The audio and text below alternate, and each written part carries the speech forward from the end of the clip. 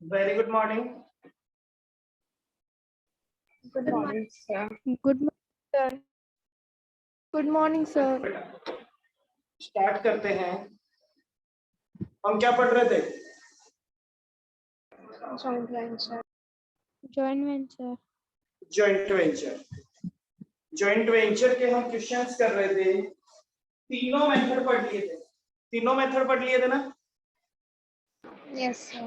Yes, sir. कुछ question भी दिए थे क्या आपको होमवर्क में? Yes, sir. Yes, Okay. sir. हाँ, sir. सभी के? Yes, sir. भाई कोई ऐसा है जिसने क्वेश्चन नहीं किए हो?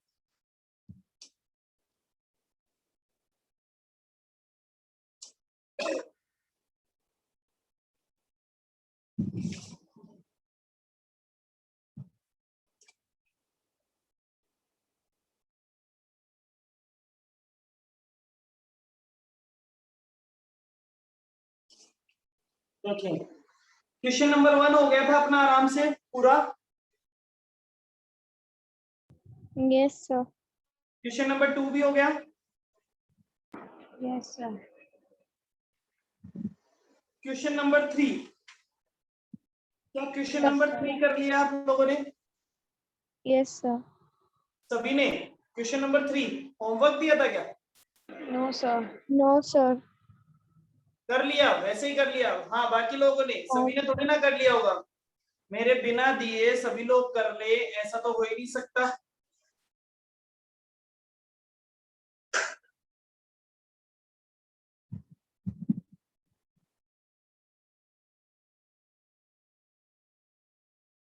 कर लिया, sir.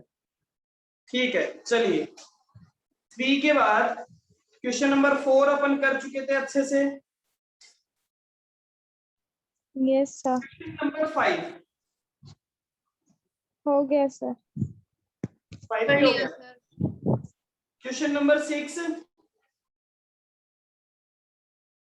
No, sir. Question number 6 तो किसी ने नहीं किया होगा।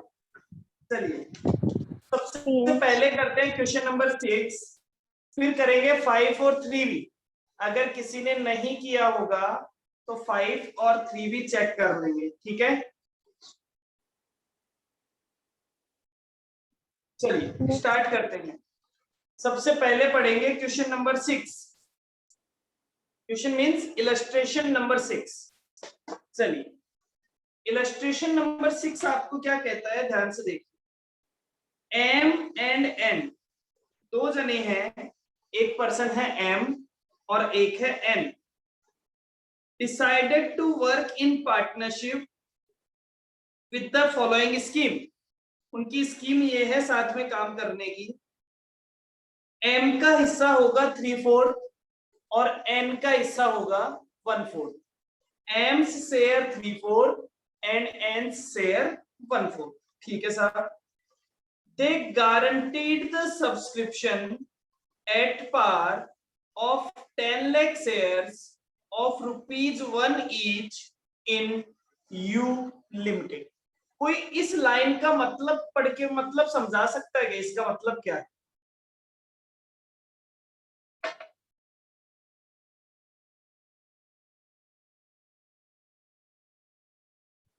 बेटा आप में से किसी को अंडरराइटिंग का मतलब पता है?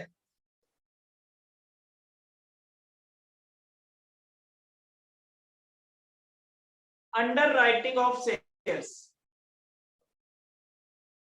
किसी ने ये टर्म सुना है?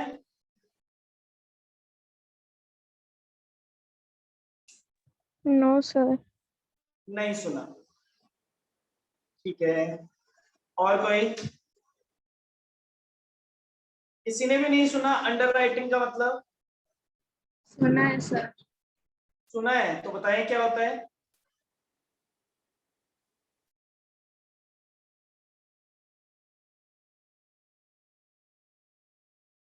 क्या होता है बेटा अंडरराइटिंग का मतलब?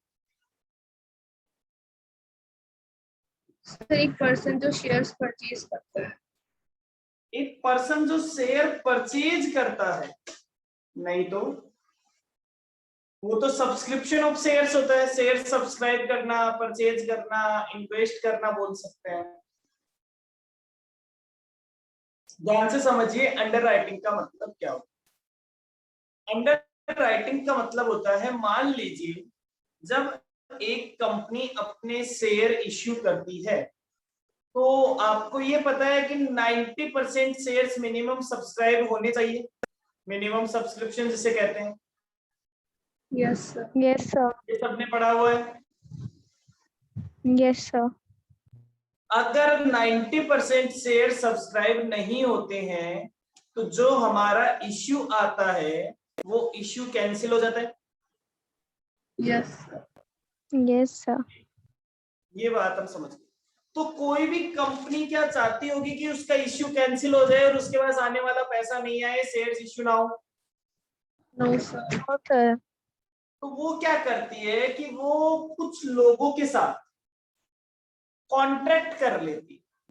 किस चीज का कॉन्ट्रैक्ट कर लेती है कि वो लोग उस कंपनी के शेयर्स बिकवाने में कंपनी की हेल्प करेंगे, वो लोग कंपनी के शेयर सेल करवाएंगे, सब्सक्राइब करवाएंगे, ठीक है। उसके बदले में उन्हें क्या मिलेगा? Commission. कमीशन मिलेगा। अच्छा, मान लीजिए उनके साथ जो एग्रीमेंट किया जाता है वो किस तरह से किया जाता है कि आपको इतने शेयर तो सब्सक्राइब करवाने ही है, अगर आप इतने शेयर सब्सक्राइब करा देते हैं तो हम आपको हर शेयर पे इतना कमीशन देंगे, लेकिन अगर आप सब्सक्राइब नहीं करवा पाए तो क्या होगा? उनको परचेज करने पड़ेंगे। वो शेयर आपको खुद को परचेज करने पड़ेंगे। जैसे मैं कहता हूं, मान लीजिए एक कंपनी है XYZ लिमिटेड, ठीक है, और एक अंडरराइटर है मिस्टर ए। तो मिस्टर ए के साथ कॉन्ट्रैक्ट कर लिया कि साहब मिस्टर ए इस कंपनी के 10,000 शेयर्स मार्केट में बिकवाएगा और मिस्टर ए केवल 8,000 शेयर बिकवा पाता है, तो बचे हुए 2,000 शेयर मिस्टर ए को खुद को परचेज करने पड़ेंगे। Clear? Yes, sir. Yes, sir. तो ये कॉन्ट्रैक्ट होता है कंपनी। अब बात ये आती है कि जब कंपनी का ये कॉन्ट्रैक्ट है तो क्या कभी कंपनी के साथ ऐसा हो सकता है कि उसके शेयर ना बिके?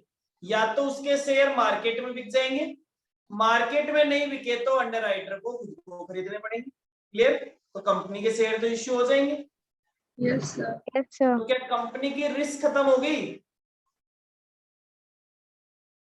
Yes, sir. उसके लिए कंपनी से क्या देती है? कमीशन देती है। और ये कमीशन क्या कहलाता है? ये कमीशन कहलाता है अंडर राइटिंग कमीशन। और ये जो एग्रीमेंट होता है इसे बोलते हैं अंडर राइटिंग ऑफ शेयर्स। समझ गए अंडर राइटिंग का मतलब सभी लोग? Yes, sir. चलिए, Yes, sir. अब बात आती है कि दे गारंटेड एम और एन दो जनों ने मिलके ये काम स्टार्ट किया और उनका हिस्सा था 3/4 एंड 1/4, वो अपने प्रॉफिट को शेयर करेंगे।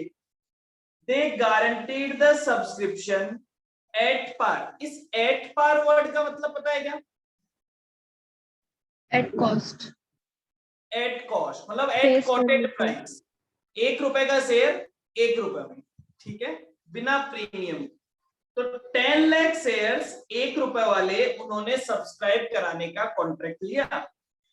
To pay all expense up to allotment in consideration of U limited, company का नाम था U limited, issuing to them 50,000 other shares of ₹1 as fully paid together with a commission at the rate 5% in cash which will be taken by M and N in 3:2।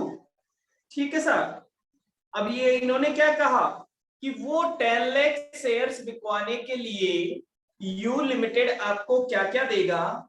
You limited आपको 50,000 तो shares देगा अपनी company के अलग से as a commission, और 5% commission देगा cash में। तो एक बात बताओ, एम और एन की इनकम क्या हुई? एम और एन के लिए इस बिजनेस से इनकम क्या हुई? The commission. एक तो कमीशन और एक 50,000 शेयर्स, ये उनकी इनकम है। क्लियर? Yes, sir. ठीक है। M and N introduce cash as follows. M और एन ने कुछ पैसे लगाए। कैसे लगाए? एम ने स्टाम्प चार्जेस दिए 4,000 के, एडवर्टाइजमेंट के पैसे भी एम ने दिए 3,000 के, प्रिंटिंग चार्जेस भी एम ने पे किए हैं 3,000, और एन ने दिया है रेंट 2,000 का, और सॉलिसिटर, सॉलिसिटर का मतलब होता है जो लॉयर होता है, वकील होता है, जो गवर्नमेंट का लॉयर और वकील होता है उसे सॉलिसिटर कहते हैं। तो सॉलिसिटर के चार्जेस कितने हुए? 3,000। Clear? Yes, sir. Application fell short of 1 lakh shares by 30,000 shares. जो 10 लाख शेयर्स उनको बिकवाने थे, उन 10 लाख के पूरे के लिए एप्लीकेशन नहीं आई। कितनी एप्लीकेशन कम रह गई? वो एप्लीकेशन 30,000 शेयर्स से कम रह गई। मतलब बचे हुए 30,000 उनको खुद को खरीदने पड़ेंगे, Yes, sir. Yes, sir. और वो 30,000 शेयर खरीदने के लिए उन्हें कितने पैसे की जरूरत पड़ेगी? एक शेयर कितने रुपए का है? 1 crore. 1 रुपए का। तो 30,000 शेयर खरीदने के लिए उन्हें 30,000 रुपीज की जरूरत पड़ेगी, क्योंकि बाकी के 9,70,000 तो उन्होंने मार्केट में से एप्लीकेशन ले ली, तो मार्केट वाले अपने आप पैसा दे देंगे, वो जाने और कंपनी जाने, लेकिन 30,000 शेयर्स उन्हें खुद को खरीदने पड़ेंगे। आगे कहता है the guarantee have been fulfilled. अब जैसे उन्होंने अच्छा सॉरी एक line, and introduce 30,000 rupees for purchase of those shares. अब उन शेयर को परचेज करने के लिए जो 30,000 रुपीज की जरूरत थी वो पैसा एन ने दे दिया। ठीक है, उससे उन्होंने शेयर्स खरीद लिए। Guarantee have been fulfilled, guarantee fulfil हो गई। U limited handed over to the venture 50,000 shares. U limited ने जॉइंट वेंचर्स को 50,000 शेयर दे दिए, and also paid the commission in cash, और उसने कैश का कमीशन भी दे दिया। All their share holding were subsequently sold by the venture. ठीक है, सारी शेयर होल्डिंग वेंचर ने सोल्ड कर दी। मतलब वेंचर के पास टोटल कितने शेयर थे? जॉइंट वेंचर के पास टोटल कितने शेयर्स थे? 80,000. 80,000। 50,000 तो वो वाले शेयर जो उन्हें कमीशन में मिले थे, 30,000 वो वाले शेयर जो उन्होंने खुद ने परचेज किए थे। सारी शेयर होल्डिंग बेचने पे एन को रिसीव हुए 18,000 और एम के पास आ गए 50,000। मतलब कुछ शेयर एन ने बेचे होंगे, कुछ शेयर एम ने बेचे होंगे, तो एन के पास आ गए 18,000, एम के पास आ गए 50,000।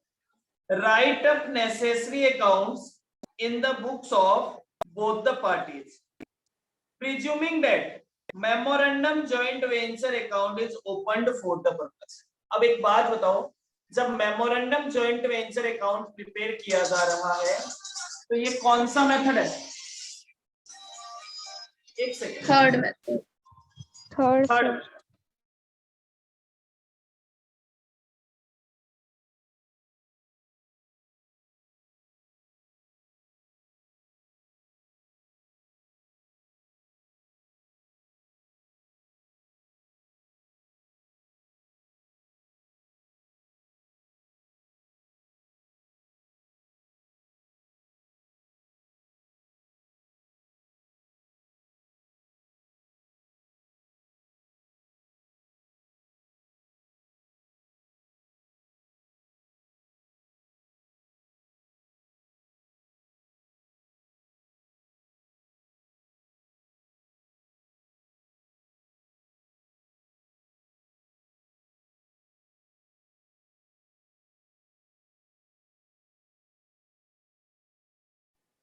हाँ जी, थर्ड मेथड से करना है। अब थर्ड मेथड में करने का मैंने आपको तरीका बताया था। नॉर्मली तो हम हमेशा क्या करते हैं, पहले इंडिविजुअल अकाउंट्स बनाते हैं, लेकिन अब हम एग्जाम के पर्पज से काम कर रहे हैं, तो हम सबसे पहले मेमोरेंडम जॉइंट वेंचर बनाएंगे, उसके बाद में जॉइंट वेंचर विद को वेंचर अकाउंट बनाएंगे। ठीक है, स्टार्ट करें। Yes, sir. sir. चलिए,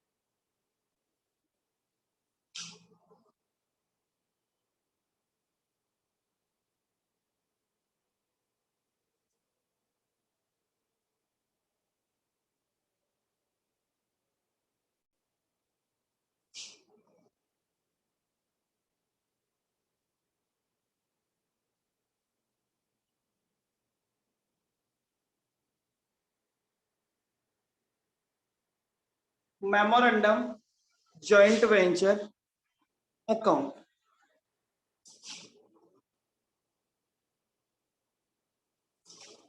क्वेश्चन नंबर 6। चलिए, सबसे पहले क्या कहा, सबसे पहले इन्होंने कहा कि साहब इन लोगों ने कुछ खर्चे किए हैं। देखो, मेमोरेंडम जॉइंट वेंचर जब बनाते हैं, जो खर्चा जिसने किया होता है हम उसके नाम से लिख देते हैं। देखिए, एम टू एम, एम ने स्टाम्प के पैसे दिए 4000 टू एम, एडवर्टीजमेंट के पैसे दिए 3000,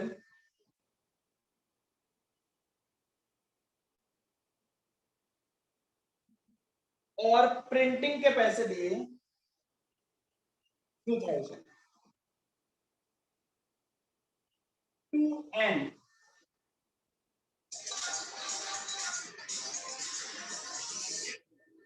एन ने रेंट के पैसे दिए 2000,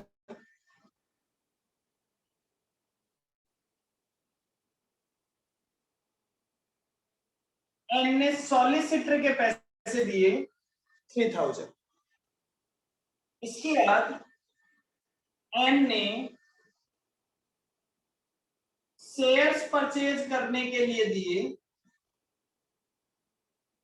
40,000। क्लियर है यहां तक? Yes, sir. इतने पैसे खर्च किए गए। अच्छा, एक बात बताइए, उन्हें कमीशन कितना मिलेगा? कैश कमीशन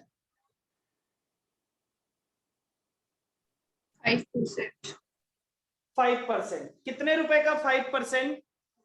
10 लाख शेयर्स थे 1 रुपए वाले, उसका 5% कितना होता है? 50,000. 50,000। वो कमीशन उनके लिए इनकम था, तो वो कमीशन आया होगा बाय एम और बाय एन के पास, और वो कमीशन उन्हें किस रेशियो में मिला था, मतलब कितना कितना पैसा किस किस के पास आया था? 3:2 में, sir. वो मिला था 3:2 के रेशियो में। कितना अमाउंट मिला था? Sir, 3:1. बेटा 3:1 तो था उनका प्रॉफिट शेयरिंग रेशियो, देखो जहां पे लिखा हुआ है 5% कमीशन, वहां पे लिखा हुआ है वो उन्होंने रिसीव किया है, ये नहीं है बांटा है, वो उन्होंने रिसीव किया है 3:2 के रेशियो में। मतलब जो 50,000 रुपए कंपनी ने उनको भेजे थे, वो 30,000 तो भेज दिए होंगे एम के पास और 20,000 भेज दिए होंगे एन के पास। ठीक है, Yes, sir. तो ये जो अमाउंट है 50,000 का, ये 3:2 मतलब 30,000 रुपीज तो आ गए थे एन के पास, 20,000 रुपीज आ गए थे एन के पास। इसके बाद उन्होंने कहा कि उन्होंने अपने जॉइंट वेंचर में जितनी भी होल्डिंग उनके पास रखी थी, सारी होल्डिंग सेल कर दी। उन्होंने कहा ठीक है, उसको सेल करने से भी पैसा आया था, और वो पैसा किसके पास कितना कितना आया था, वो पैसा आया था एम के पास आया था 50,000, एन के पास आया था 18,000। देखो एक बात ध्यान रखो, इनके पास जो शेयर्स आए थे वो कमीशन में आए थे, और वो शेयर बेचने से इनको ये पैसा मिल रहा है, तो हमें वो शेयर लिखने की जरूरत नहीं है, वो आए हुए शेयर हमने बेच दिए और बेचने से जो पैसा आया वो लिख दिया। ठीक है, अल्टीमेटली हमारी यही इनकम है। क्लियर? Yes, sir. चलिए, तो अब देखिए आपके पास इनकम कौन कौन सी आ गई। आपके पास 50,000 तो आ गए कमीशन से, 68,000 आ गए शेयर्स बेचने से, टोटल आ गए 1,18,000। और ये जो 1,18,000 है, इसमें से ये वाले आपके एक्सपेंस हो गए, तो एक्सपेंस को माइनस कर दीजिए। 73,000. 73,000, इस 73,000 को बांट दीजिए एम में और एन में। प्रॉफिट 3:1 की रेशियो में, तो ये अमाउंट आ गया 54,750 और 18,250। क्लियर?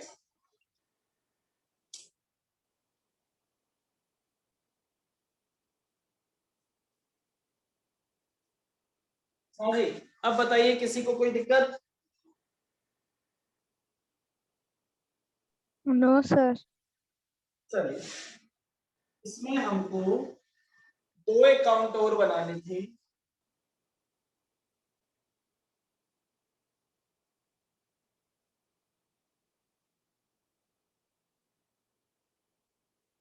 एक तो बनाना था जॉइंट वेंचर विद एम, ये बनाएगा M.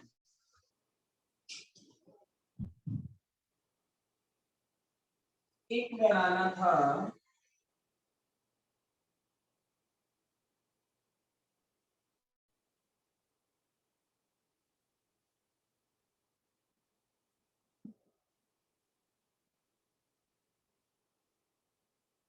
Joint venture with M. ये किसकी बुक से बनाना है? ये बनाना है एन की बुक से। चलिए स्टार्ट करते हैं। अब इसके लिए कहीं जाने की जरूरत नहीं है, ये जो अकाउंट बना हुआ है इसी से बना लीजिए एम की बुक्स में। टू कैश, टू कैश, ये तो थे स्टाम्प, ये थे एडवर्टीजमेंट, और टू कैश ये थे प्रिंटिंग। 4,000, 3,000 और 3,000। फिर एन की बुक्स में चले जाइए, to cash, to cash, to cash, ये रेंट का पे किया, ये सॉलिसिटर को दिया, ये शेयर्स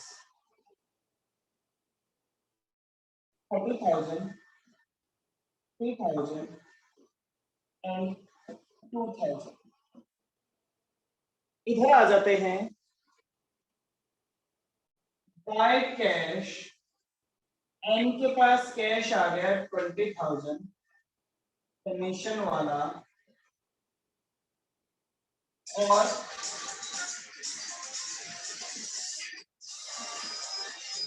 बाय कैश 30,000।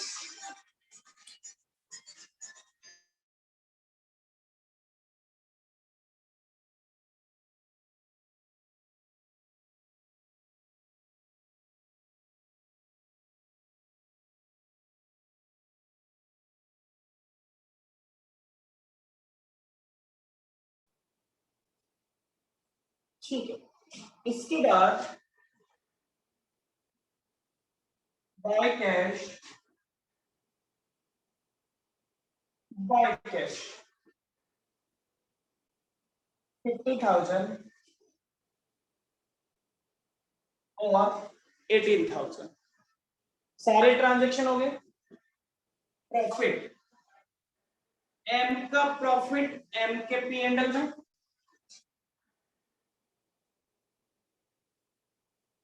18,250, 54,007। ये लीजिए सर। अब फाइनली हिसाब मिला लीजिए।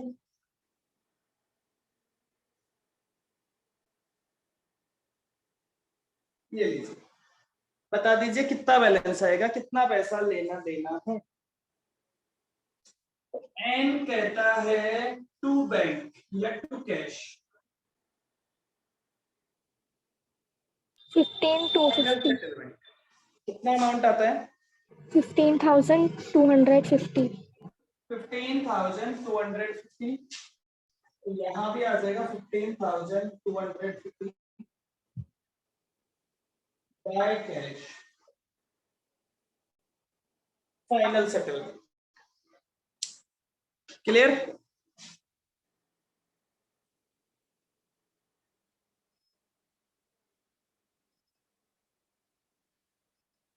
अब किसी को कोई दिक्कत नहीं है इसमें? No, sir. No, sir. पक्का?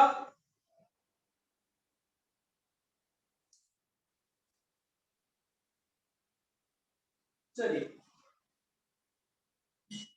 तो यही हमारे पास एक थोड़ा एक्सेप्शनल क्वेश्चन था, क्योंकि इसमें हमें बेसिकली क्वेश्चन में प्रॉब्लम नहीं थी, हमें अंडर राइटिंग के बारे में सारी चीजें नहीं पता थी। आपने नोट कर लिया क्या पूरा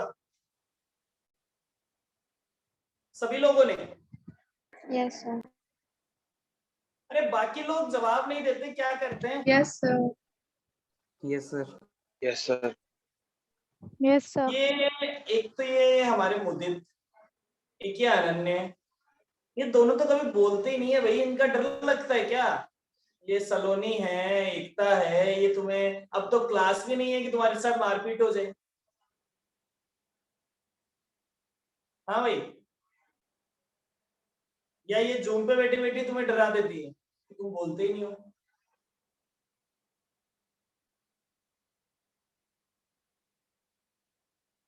हाँ भाई सलोनी, एकता, क्या तुम डरा के रखते हो क्या सबको? No, sir. कोई No, बोलता ही नहीं sir. है।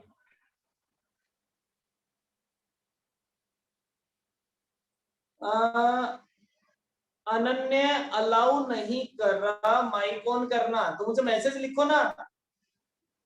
एक सेकंड चेक करते हैं, एक सेकंड। यार ऐसा होना नहीं चाहिए कि मैंने किसी को अलाउ नहीं कर रखा है।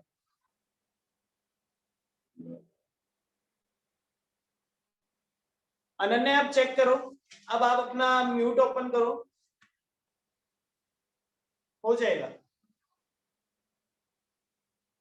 अनन्या मुझे बताओ आपकी प्रॉब्लम खत्म हुई तो एक बार आप वापस से ऐड कर लीजिए।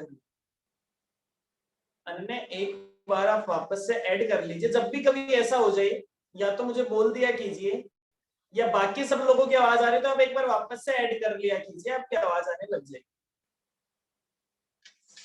हाँ Ananya, is it right now?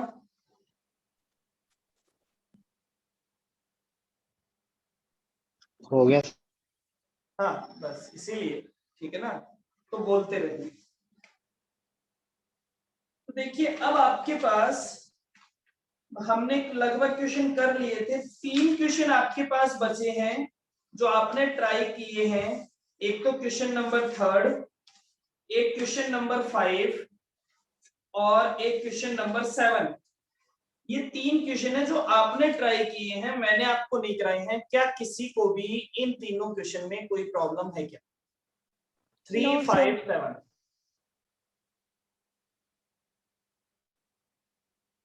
No, sir. एकता को नहीं है, सलोनी को नहीं है। No, sir sir. 5 और 7 No, sir. 5 और 7 कराना, ठीक है। 5 और 7 का आपने ट्राई तो किया था क्या बेटा? No sir. नहीं हुआ? नो चलिए ओके। आंसर नहीं आया या कर ही नहीं पाया? सर, ट्राई नहीं किया। ट्राई ही नहीं किया, ठीक है। तो आज आप इसको ट्राई कर लो 5 और 7 को, और जिन्होंने 5 और 7 कर लिया है वो अपनी एक्सरसाइज में क्वेश्चन नंबर 2, 3 और 4 वन साइड आपने कर लिया है, या 1, 2, 3, 4 चारों ट्राई कर लें।